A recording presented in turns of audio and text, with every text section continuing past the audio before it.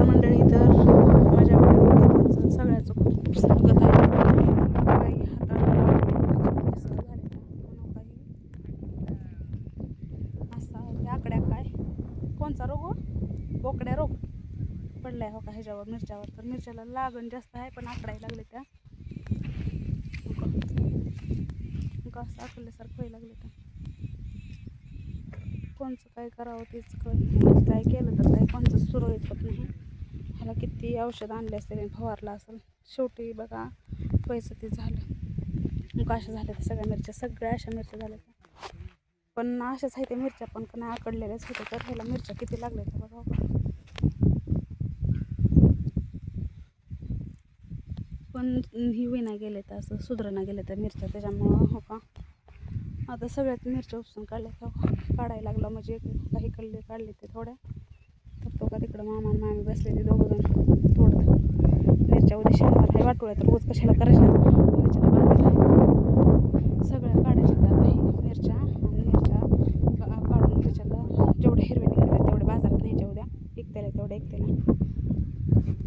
तर बघा इकडं कंडिशन कशी चालू आहे आमच्या गावाकडं. तर बघा सोयाबीन किती भारी आली हो का. कसली छान सोयाबीन आली आणि काही काल जोडले स्प्रिंकलर ती थोडं 1 तासभर चालवायची होती पण काही पण चालू नाही केलं. कारण काल लय आभाळ आलं होतं 5 वाजता म्हटलं पाऊस पडेल तर पाऊस पण पडला नाही. आता काही किती छान दिसते बघा. 2 वाजले का 1-1:30-2 वाजता बघा हो काही कोमेजून जाते सोयाबीन. सगळी अशी सोयाबीन आली हो का. एकच नंबर सोयाबीन आली आणि काही आज जोडले स्प्रिंकलर ती. तर तासभर चालू करण्यासाठी चालू करून तासभर परत त्या विहिरी सोडावं लागते पाणी आम्हाला तिकडं सरकारी.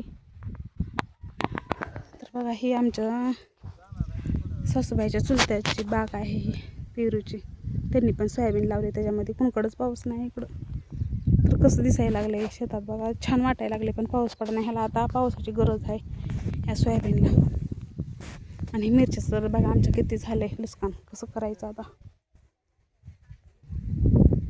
लय महागाचे औषध आणले होते ह्याला ह्या मिरच्याला पण हो काही असंच झाले आकड्या बोकड्याच पडल्या ह्याच्यावर बघा कशा झाले त्या.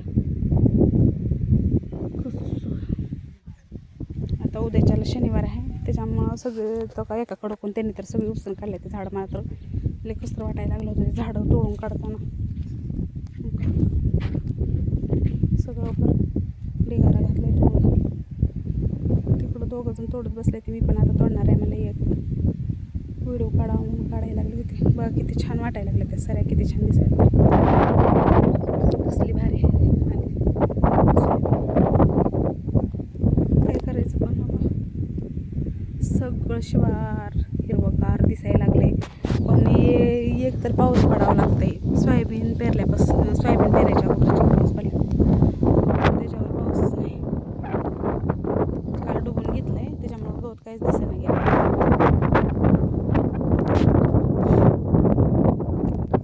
थोडा का होईना पडावं जिथं पडेल तिथं पडायला लागले पाऊस.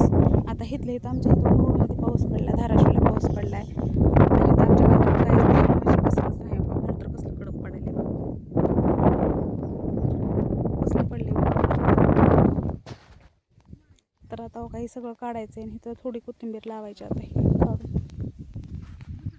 बघा.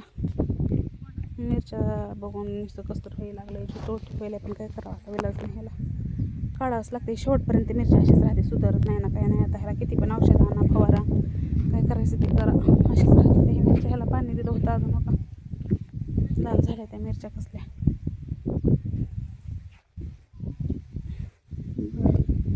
फुलं पण एवढी मोठी लागली ती ह्याला.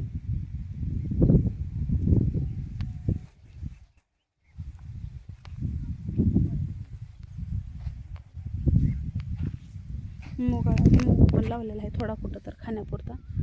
तर बघा का विकत आणण्यापेक्षा लेकरांना खायला शेंगा लागते त्या हो छान आलाय मूग पण पाऊस पडावा लागते सगळं छान आले.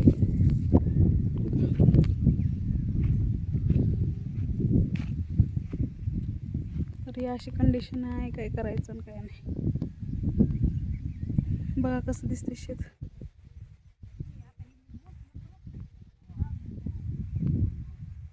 तुमच्याकडे आहे का पाऊस सांगा. आमच्याकडं कसं वातावरण आहे बघा हे.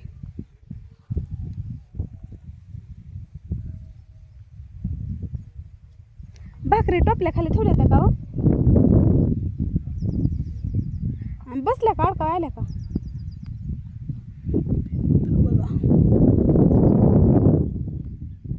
एक एक तर का होईना पाऊस पडावा लागते. सोयाबीन किती छान वाटायला लागली बघा. किती कोरडा आहे का वल जरा पण वल नाही, सगळं कोरडं कोरडं आहे रान.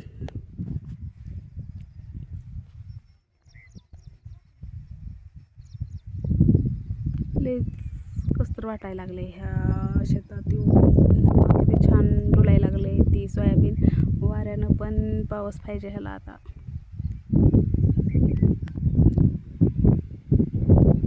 स्प्रिंकलर लावले पण तरी पण पावसाचीच वाट बघायला येतात आमच्या घरचे. पावसाचं वेगळंच असते, ह्याच पाणी दिलेलं वेगळंच असते.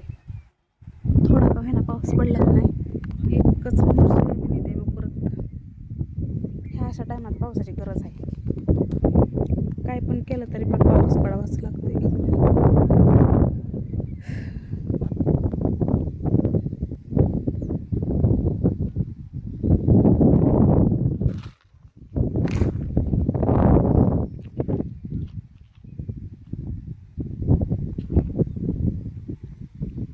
तर बघा कसं वाटलं आमच्या शेतातलं हे पीक बघून कमेंटमध्ये सांगा. पाऊस पडायला पाहिजे एक तरी.